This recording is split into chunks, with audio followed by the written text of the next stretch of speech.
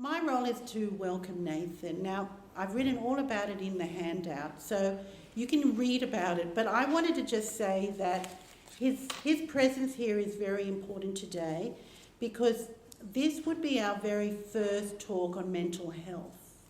We've never really talked about that. And in a way, the remit of the ABC covers everything. And mental health is really an important issue on different programs, particularly things like Life Matters on Radio National and Conversations, where Nathan was interviewed there with Richard Feidler. Nathan's talk is going to remind us that a mental catastrophe can happen to any of us at any time. His book that I've read, his memoir, talks about how he was really a perfectly happy, contented goer, and then something happened, which he'll explain about, and it changed him. And then he had to deal with this total anguish, devastation, horror of not knowing what it was or what had happened to him, and it had repercussions through his life. And it's Nathan's courage and expertise to write about this experience that he's going to share with us today. So it was great pleasure that I introduce Nathan Dunne as our guest speaker.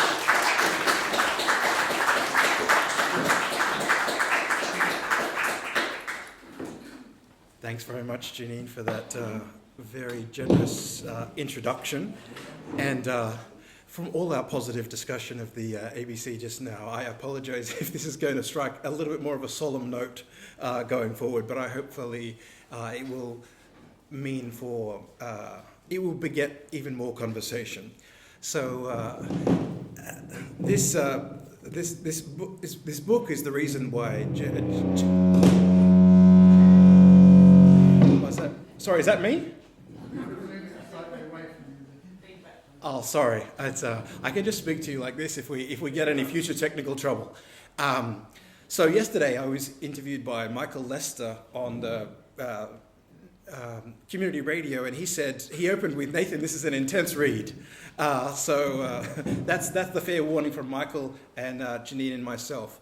So for those of you who've never heard of depersonalisation before, maybe an entry point for us to begin the conversation today is by telling you how it all began for me and my particular onset. So I was in my late 20s, it was 2008, and it was in the winter months, and it was very foggy, always threatening rain. I was living in North London. I was in the first months of a brand new relationship with a woman called Maria, which I was very excited about. And one kind of evening, it was getting on late, and she suggested, "Look, why don't we go for this spontaneous kind of midnight swim?" And we lived not far at the time from a spot in London which is very famous, school known as Hampstead Heath. And she said, let's go in for a swim on the Heath. And I thought, even though it's the middle of winter, it's not the silliest thing that one can do. And so we jumped on our bikes, rode over, and must have been like 12:30 a.m., 1 a.m. in the morning. And so we were kind of in the thick of this kind of romantic enterprise, let's say. And so we swam, and something happened to me in that during my time in the water, which really marks the before and after in my life. Something very dramatic and really unknown to me at the time happened, which to this day I've really been trying to work out both why it happened and kind of what exactly happened. Immediately after coming out of the water, I lost my sense of self. I didn't know what my name was. I didn't know my girlfriend Maria's name, even the natural environment around me, the trees, the bushes, the leaves, for example. It seemed to me as though I didn't have names for them and really couldn't. They didn't seem to me part of the knowledge that I had for assessing and perceiving the world. So basically, everything that I knew to be based in reality, or everything that I knew to make sense to me, was gone. And I really felt as though I was kind of pushed in a way outside my body. It's a funny thing to try and articulate, but that is one of the things that I have tried to do in the book. So, as you might imagine, in the days afterwards, I was wondering what on earth was wrong with me. I began to spiral and wonder if I was ever going to be able to return to my sense of self. And so initially I ended up in the hospital, and then there were moments with quite a few different doctors trying to assess both what was immediately wrong with me and how we might look at a treatment option or treatment plans going forward. But none of them could really put their finger on, what exactly was wrong with me. So in that scenario, as many of you might understand, then you undergo a lot of tests and more tests, and then looking at your patient history and family background and things like that. So even though I underwent all of that kind of analysis and assessment, there was really no diagnosis for me that was either correct or could help. There was just a bit of whataboutery. And so I was in a situation where I was lost, and so it became basically a medical mystery for me. Like, I set about on my own, which, not having a medical background at all is, a steep hill to climb, whereby I went to archives, I went to the internet, I read papers to try to figure out if some of the symptoms that I was experiencing actually mapped onto some existing conditions, so that then maybe I could bring this kind of slim dossier of information to a clinical environment myself, to a GP. And as you might imagine, I became kind of entangled, and it was very much a maze. And while I was trying to figure out what was wrong with me, life as I knew it with my partner at the time, it basically collapsed. I wasn't able to study anymore. I lost friends, and because I found it difficult to both articulate what was wrong with me to not only friends and my partner, but also family and even doctors. So I felt very much isolated, and I had no idea until basically 3.5 years later, if I can move ahead to the story a little bit, until I actually was given a correct diagnosis of depersonalisation. And the irony was that even though I was living in England at the time, I didn't know until many years later that there was actually a specialist depersonalisation clinic in a South London hospital called the Maudsley. And at the time it was a fledgling team of people who were looking into this particular disorder. But the kind of tragedy for me was there was only about 6 train stops or tube stops, as they say, away from where I was actually living, but I had no knowledge of it or awareness of it, that this research was being undertaken. And it wasn't until my family, finally kind of managed to coax me back after, seeing many specialists in many different places, to come back to Australia to see this one particular specialist, funnily enough, on the northern side of the bridge too, so it's funny that we meet here today, who was able to, the particular specialist who I saw had a background of about 35 years in treating patients with both depersonalisation and OCD. And he looked at my patient history, and unlike many of the doctors before him, was able to actually see my patient profile and say fairly definitively, like, this is your correct diagnosis. So I'm obviously very grateful for that moment where I was actually given this correct diagnosis, because then what happens is I'm brought into a space of knowledge where previously there was just me being lost. And so a number of treatment plans were pursued, ones that you might imagine. Obvious one would be medication, cognitive behavioral therapy would be another one. And there's a number of different treatments that I go into in the book, and you can ask me questions about that if you have them when we get to that. But basically, there was just this profound and very much unexpected moment in my life, which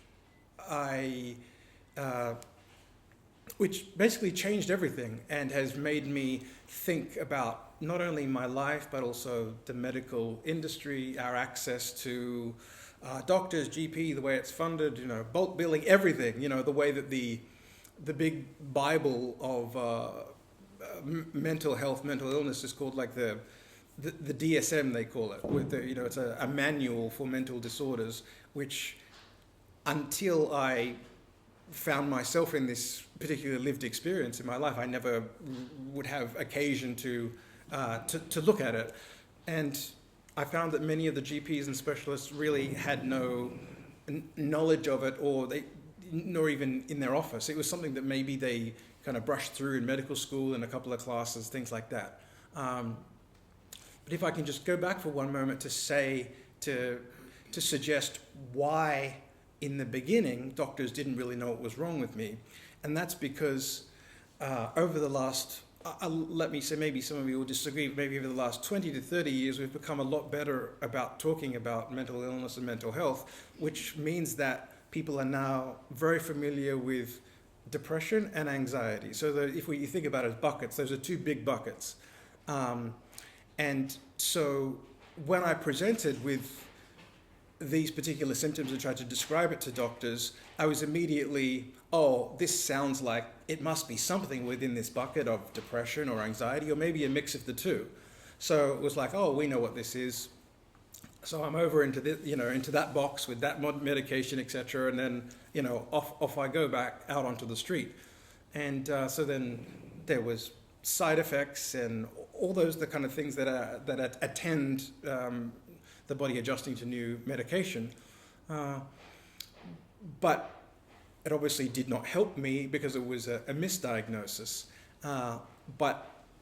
So one of the chief frustrations of my experience, and one of the reasons in which I wrote the book and why I'm here today, is to try to make people more aware of the differences between depression, which many of us are familiar with, and a illness like mine of depersonalisation. And even though they fall in the very broad and general category of mental health or mental illness, then they are very much separate from one another, and there is so much. So I should say that while I was writing the book, I interviewed many people like myself whose onset was very different, but many other different patients and doctors and neuroscientists. And what I learned was that so often the misdiagnosis in the first instance is depression. And so one of the things that I have been trying to do is to make sure that people understand that even though some of the characteristics map onto one another, like, this isolation, not feeling like yourself, feeling low, etc., they are completely distinct illnesses. And to treat one is certainly to kind of mistreat the other, if you understand that. So it's been quite a while since I was initially diagnosed, so my life has changed a lot. But the process of writing this book over the last 6-7 years has, let's just say, reanimated it in my life. And not only because I've had to undergo how to put this story of mine down on the page, but also interviewing a lot of other people who've been through, traumatic or difficult experiences, and then also talking publicly about it too. So it's been let's put it like this, quite the rewarding challenge at this point. So maybe the last thing that I'll touch on before, and maybe we can open for questions, is that writing the book itself, as you might imagine, also kind of came at a cost in terms of because one of the characters is my own mother, and I kind of go back to all of the things that happened during that time. So even though that life has moved on and that I am, you might say, moderately successfully treated, and I'm able to kind of live a much fuller life, it is still a chronic condition. And so therefore it requires maintenance and all kinds of continued work, let's say. And for that reason, writing the book was very difficult because I had to kind of go back to all of these initial very difficult experiences. So the book is called, the subtitle is A Journey into the Mystery Illness of Depersonalisation. And I thought I might just read or just one paragraph just to give you a sense of what the experience was like in the initial kind of onset for me.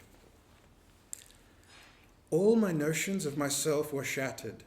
My sense of being, self-confidence, self-worth, the way I understood and processed the world had been ripped away. I sensed that my feeling of no self had its origin in my mind, but I couldn't make sense of how it related to the devastating physical symptoms. My face had become a foreign object. It wasn't a mask. It was the same face I'd always had, but it no longer looked or felt like mine. I was a stranger without substance or geography.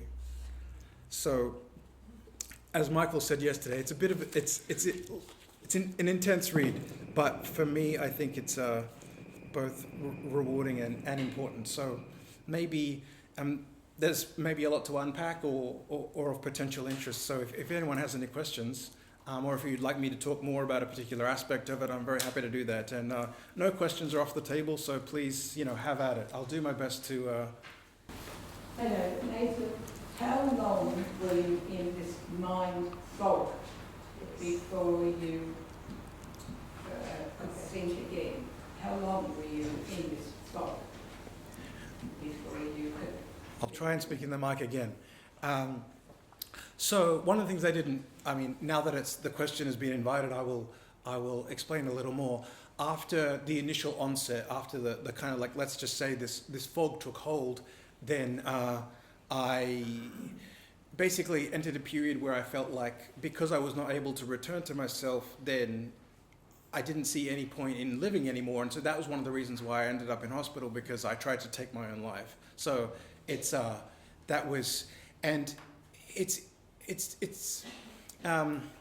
obviously a very emotional thing to talk about and discuss. But maybe one of the things about the question of the fog, I could kind of articulate a little bit more, just to try and get us to understand the symptoms a little bit more.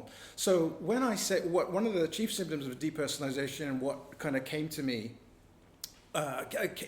upon me was that I felt as though I was looking down at myself, performing actions in the world rather than being an agency of them. So, say, in an everyday sense, if I was walking along the street, I felt as though I could see my body moving. I could hear the words coming out of my mouth, out of my throat, and yet I was not the one making those decisions. It was as though I was acting almost robotically or as a kind of an automaton. So the short answer to your question is that it has never gone away. However, it oscillates and goes... It was the most extreme form in that initial onset, and then it has been trying to basically mitigate the symptoms ever since. And, some things have worked better than others. But this feeling of being kind of outside yourself has what we might call a sliding scale. So when it was initially, during the initial onset, it was like a 10, right? And so it's a matter of trying to bring it back down to a less extreme or a kind of manageable level. But I don't know if that answers the question, but... Yes, I wondered whether you and your family reflected on any kind of sense of heritage in terms of mental, or this particular syndrome. Did you? Oh, very much so. And one of the things this was one of the things that Richard Fadler asked me about, and I feel like I stumbled through the answer, so forgive me if I stumble through it again. But one of the things which is perhaps unique about my own family background, is that I grew up, even though I was born in Brisbane, I grew up in southern India because my parents were Protestant missionaries. So I come from a very religious family and a very evangelical family. And so for that reason, I've always suspected there was some kind of religious aspect or sense to this, or maybe that meant it that my sensitivities were such that I feel like, the language that I used to describe what happened to me in the initial onset is it was as though a great hand had come and kind of pushed me down or kind of separated the parts of myself. And that is, in a way, like very religious language, because I was brought up to very much believe in an interventionist God. And dealing with a clinical environment in hospitals, that's obviously much more, based on one's own body and like the particular physiological things that are happening. So, but I do have I don't attribute to this being a religious experience at all. I've done enough time with doctors to know that there is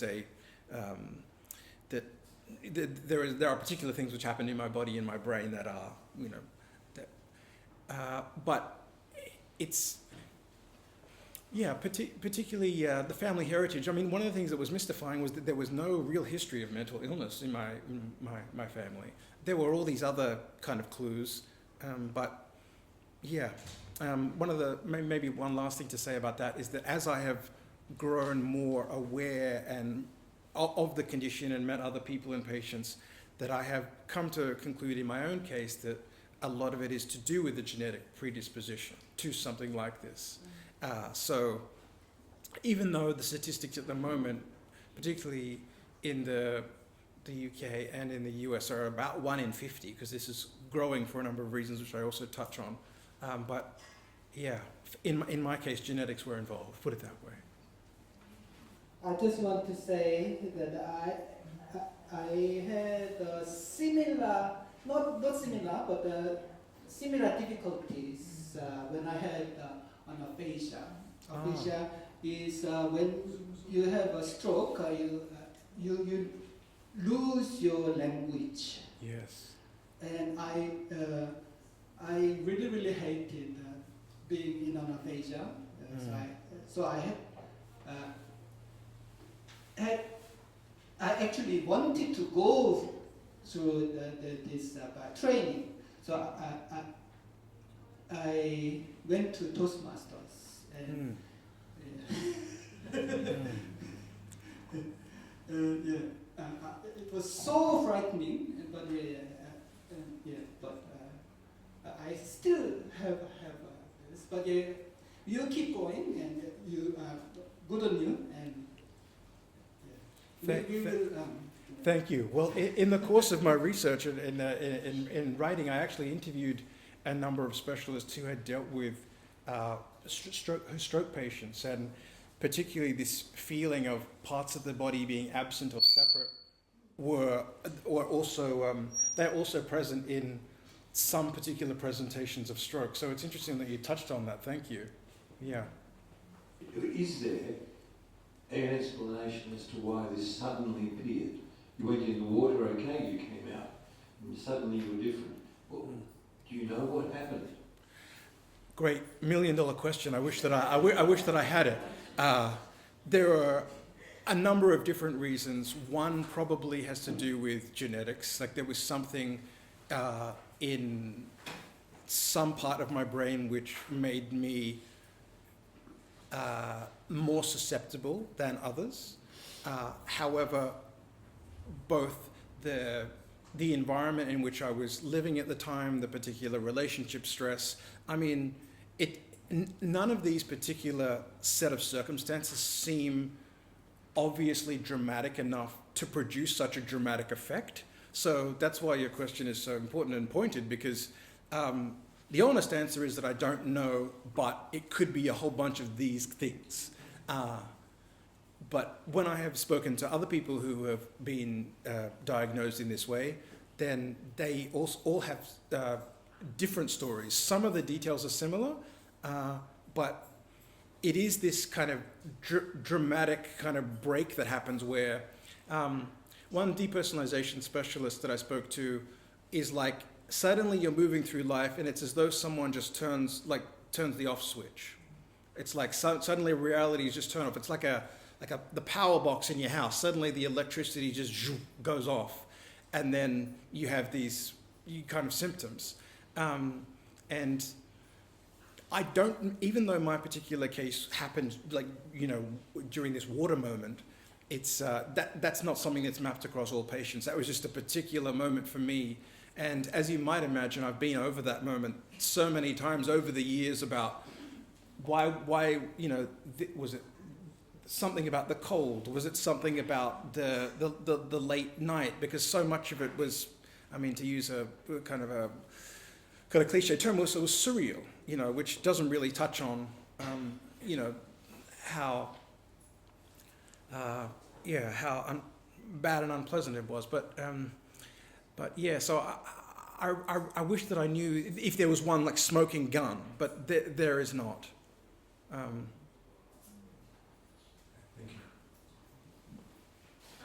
you. Thank you very much for your, this is not an official thanks, it's just coming from me personally, but Thank you. probably everybody feels the same, for your generosity in sharing your experiences, because it enables, I speak for myself, to understand more about a subject that I know very little about. But I want to ask, in your recovery, were you involved, or did you become involved in any way in any creative activities? I've often heard that art, painting, drawing, and creative activities in general can be very, very helpful in cases of mental illness. And I wondered if you had become involved from choice or... Yes, well, thank you for asking. Well, in my case, it was a really obvious thing for me to go to because I actually trained like as an art historian. So art history was actually my background. Yeah. But in terms of like when I was very sick initially, then one of my frustrations was that I couldn't read. I just didn't have the attention span or anything. I was just too. So one of the things that I found was, it's not creative per se, but one of the things I found great comfort or solace or joy in to get me through the days was audiobooks, which I listened to so many different ones, and sometimes I was too unwell to kind of get through to the end of them, but sometimes I would just sit there for half an hour, 40 minutes of the day, and that would be like enough to kind of get me through. So audiobooks were definitely a thing, and I definitely tried, and there was, I definitely go into this a little bit too, which is like I tried these different like collages of paintings, just like in a very basic kind of kid-like manner in my flat, in my unit, trying to kind of, so a basic like crafting exercise actually, with kind of, it was very tactile because I was feeling so much, very much removed from myself, and then it was a way to both, have an object in your hand and to use it to have like produce this immediate like basic effect. You had colors, shapes. So those basic things, it's funny when one is feeling quite well, it sounds so like reductive and like kid-like, but when you are really unwell, these things can actually be, incredibly helpful. So it definitely was for me. I mean, I tried to do these big jigsaws too, of like big country houses and things. And it was almost like, I think some people get intimidated by, the fact that if there's like 2,000 pieces. But at the time, I really enjoyed the fact that there was so many, because I really had nowhere to go, nothing. So it was like taking the time to really, so yes, those were, I didn't become a great artist, but I did these, these creative exercises that were actually quite fruitful to me at various points. In recent years, we've seen that a multitude of different media, like TV shows and books, fictional media, have a lot of representation of mental illnesses. So in different characters. So they could have anxiety, depression, even like dissociation, BPD. Do you think that if there was more representation in media back then, it would have helped you a bit? Great question. I think that one of the things which is really interesting about 2026 is that when I look back to this moment of the late aughts when this happened to me initially, the 2008-2009 period, if I punched some of my symptoms into a search engine, for example, it would not immediately come up with depersonalization. But today it does. If you say, symptoms, I feel like I'm outside my body, what's wrong with me, I don't feel like myself, I feel like I've lost myself, I don't, etc., it will come up with the characteristics of depersonalization. So that is, I guess, a story of the evolution of the internet, which is a story of media. The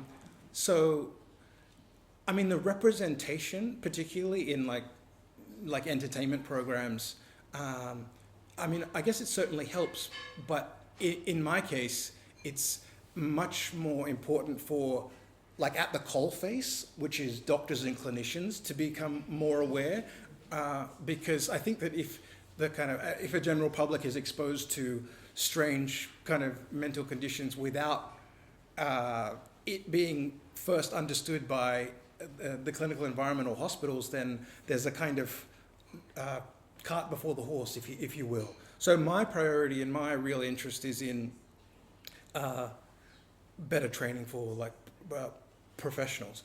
But it's during the time I did, obviously I went onto the internet at the time, and it had no help for me at the time. There was no descriptions as there are today. So hopefully that answers your question. Yes, hello. At the very beginning of your talk, you mentioned a place in London you were, and just down the road was more the hospital. Yes. Now, there's a person, I don't know why, I just read about this person, but have you heard the name Dr. Ian McGilchrist? Oh, you know what? I actually have heard that name. Yes. I think, definitely Gilchrist is one that's, yeah. Right. I didn't interview him particularly, but yes, Yeah. I'm familiar with the name. Now, in my very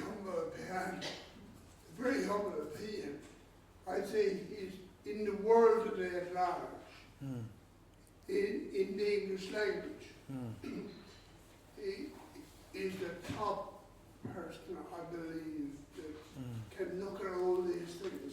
Yes. Now, he worked there, and due to his experience working there, when he left to write some books on our brain and how it works, and he's written two, and they're, as far as I can see, they're leading books in the world today. The first one was The Master and His Emissary, about how our right and left brain work together. And sometimes we can wipe out, without knowing it, our left brain or our right brain. Yeah. And we don't know. I would recommend to you making some attempt to make yourself known to him. And you've written your book. That will all be very valuable to him. Thank you. A great recommendation. Thank you. I appreciate that. Just might a simple question. How would you define the difference between like a dissociation disorder and depersonalization? There are a number of... Just hold the microphone. Oh yeah. How would you define the difference between a depersonalization disorder and a dissociation disorder? So to restate the question, what is the difference between disassociation more generally and depersonalization in particular?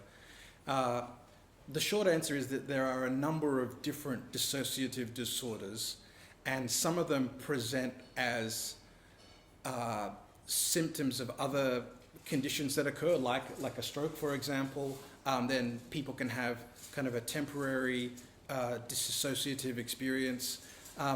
Depersonalization in this case tends to present as one of the chief characteristics is it does come out of the blue. It is that kind of power box switch off, and it's also how can I say this? It also seems to present much more like in and of itself, on its own. So the experience of depersonalization is not normally a kind of a side effect or part of a larger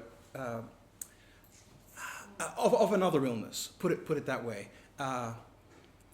It's its own condition. Yeah, thank you. It's its own condition. Yeah, but if you look at I briefly mentioned this big textbook before, the DSM or the which is the Bible of Mental Disorders. It actually has a whole section on different dissociative disorders, and I believe in the Q, depersonalisation is about number 3. And a lot of the language that I've been using today of, feeling outside your body or loss of self, that is marked in that description of the dissociative disorder. I think it's really important for someone like myself to be particular about depersonalisation rather than like a larger category of dissociation as well, because because in my personal story that is my chief diagnosis, so the specificity I think helps in general. Thank you for coming today. Two-part question. Please. Your personal condition, is there an age that becomes noticeable? And number 2, is it more dominant in male or female? Great question. Initially, as you might imagine, the data on this is only about at least, I guess what we might call like 20th century or modern data, because it actually goes back to the 19th century. But the data suggests initially that it was slightly more women than men, but actually it's balanced out to about 50-50 now, as more and more trials and more patient more patient profiles have come to be understood and included in formal studies. But it was first brought to the history of it is that there was this strange condition among European doctors in the 19th century, which was initially called like the baffling thing, because patients would present with symptoms that I've described, and there was like, the doctors themselves just grouped under this as the baffling thing. And it wasn't until the discovery of an actual diary of an academic in the late 19th century, where he actually uses the term depersonalization for the first time, that then doctors actually began to be able to map that onto patient profiles and begin to diagnose it. But the title of the talk today is interesting because depression versus depersonalization, because in the post-war period, in the 1950s, for example, there was a real debate, even though the history went back to the 19th century, that is depersonalization a condition on its own, or is it actually just a symptom of depression? What is this? Does this kind of mental malady really require being treated and recognized on its own? And there was, in some quarters there might be still a debate about that these days, but I think it's more and more recognized as an illness on its own. But to answer your question, it's if you went to a doctor or a specialist today, they would say it's about 50-50. And on the question of age, it's really interesting that almost there's never any onset over the age of any of the data that I've seen. There's never, and must be in very rare cases, that it presents over the age of 45. So it's normally associated with someone in their youth. And particularly what I've been seeing in the data and in interviews recently is that it's becoming more and more, it's becoming younger and younger. And that's to do with a number of other things to do with that are happening in the culture, like digital life and our immersion in a digital world, for example, which has cast the condition in a whole new light. But in my case, I was in my late 20s, but actually many of the people that I interviewed were actually in their late teens. So it is becoming younger and younger. I want to follow on. Did I mishear this? Did you say 1 in 50? Yes, That's a huge number of human people. Yes. So it's not something that someone like me should never have heard of before. Yes. It's, the formal studies, which I quoted in the beginning, is that it's about 1 to 2% of the population. So I'm going to have to, off the top of my head, get my stats right, but it's under a million Australians, but it's about, I'm tempted to look it up, but I think that I quote, because the statistics are, like, it's global, so they differ, but basically 1 to 2% of the population, some say 1.5 to 2, sometimes 1.3, but it's, we can definitively say it's over 1% of the population. And so it's one of the things which I have actually talked about a lot, like we should know more about this because the statistics actually map onto conditions that are much better understood and well treated, like schizophrenia or bipolar disorder. In the early aughts, we used to call bipolar 1 schizoaffective disorder, for example, because it was seen as a kind of mix, but now that's changed. So diagnoses and our understanding of things are always changing, but depersonalisation has remained, largely invisible. And if I can just say one more thing, I think that one of the reasons for that is that depersonalization in someone who doesn't actually have a mental malady can actually present itself and then correct itself very quickly. So let me give you an example. Say if I am a boy who is, or a boy or girl who's part of a sports team on the weekend, and I go out and hit the baseball around, and then we win the game. And that after the game, we're given trophies. And that, while I'm holding up the trophy, I'm so elated and excited. My mother we get back in the car, and my mother says, "How was that for you?" And then the boy or girl says, "I was so excited, I really did not feel like myself." There is this very temporary, but immediately corrected normal human experience where we just are not completely present, right? Another example might be, I think it's common for commuters in peak hour, for example. Suddenly, you get in your car, and then you arrive back in your driveway, and you're like, hang on, how did I get here? I just drove on automatic, like this robotic automaton, like this extreme situation we were describing earlier, is actually a very normal part of human life that's corrected. Because if we were totally locked in and intense about reality every moment of every day, that's, our brain kind of goes in these waves. So I think that's maybe, I might be wrong about that, but that's one of my speculations of why it's been minimized or less understood, because actually it is a fairly normal feature of human life that is not a malady. I wanted to ask whether part of therapy for this condition is meditation. And the reason I ask is that I've done some meditation. I only really use it when I'm agitated at night and help me get back to sleep. But I know people who've really gotten into it, and they talk about experiencing intense out-of-body experiences. Meditation is also focusing very much on the breathing and the body. And so I just wonder if there's any connection or part of therapy that's useful. Yes, thanks for the question. I think there's this interesting thing within the culture that I cannot relate to, which is this positive out-of-body experience. People take class 1 drugs to experience this, to positively remove themselves from reality and kind of escape, as it were. That, as you might well imagine, is my nightmare. And so but I do recognize that is also a feature of, of human desire. To escape. But in terms of meditation, meditation has slowly become, it's a fairly recent thing that I've begun in the last few years. It doesn't necessarily help at all with managing my condition, but it definitely helps with other things in life to kind of have a sense of general structuring of my day, of calm, to kind of come down from particular moments. It's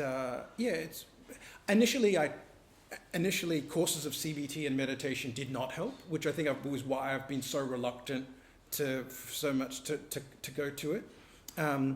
But you touch on a really interesting question, which is one of treatment, which I realize that I have not talked about. But one of the kind of breakthroughs for me was something called RTMS, which is repetitive transcranial magnetic stimulation, which is a mouthful.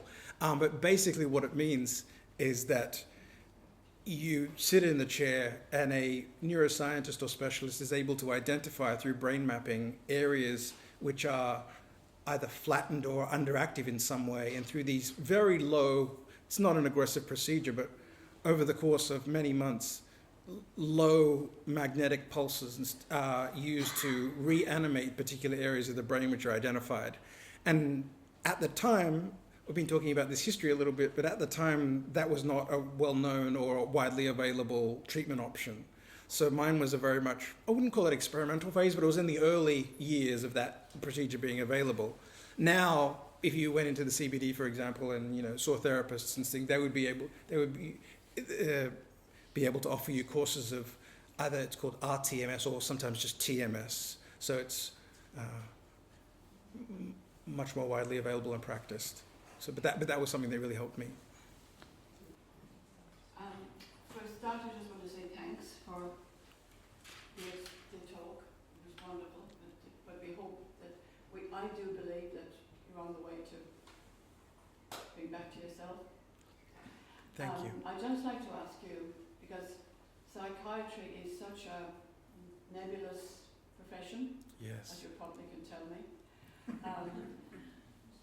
Did any of the psychiatrists want to give you some treatments where it affected you negatively and you just got off it? Like, in other words, did they give you something for depression, Yes. antidepressant, and it just didn't work and you just give it up?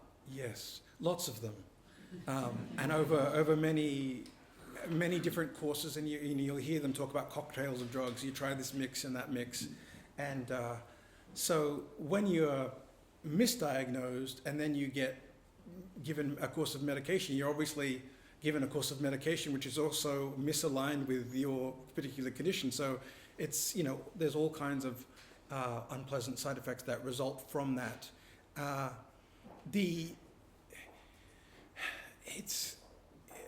Like I said, the thing that's helped me the most is this, the RTMS, but also at various points, medication has worked. So, for example, in 2022, which I wrote about in the book, I unfortunately had a pretty major relapse, and so then I was, back meeting with clinicians again, and I was given yet again another course of medication to try and help with what was happening to me then. I guess like many people, I hate them. I hate the medication, but at certain points in whatever cycle or season you're going through, I do acknowledge that it can have, it can be helpful.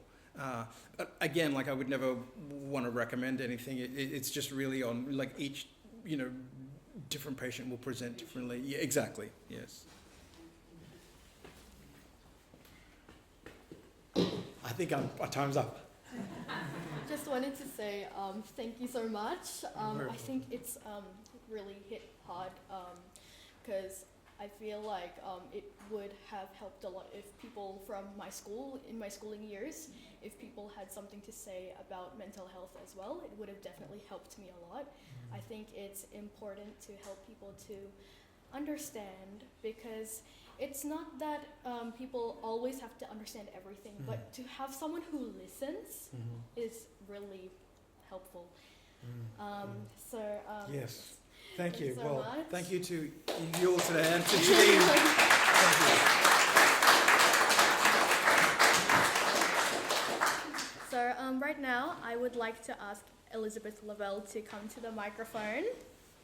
There is no one more appropriate than Elizabeth to give the vote of thanks to Nathan.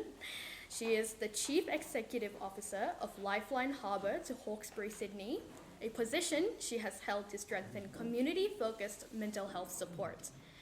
Currently, her team consists of over 1,000 volunteers and staff, driving local crisis services, counselling, and community-based education.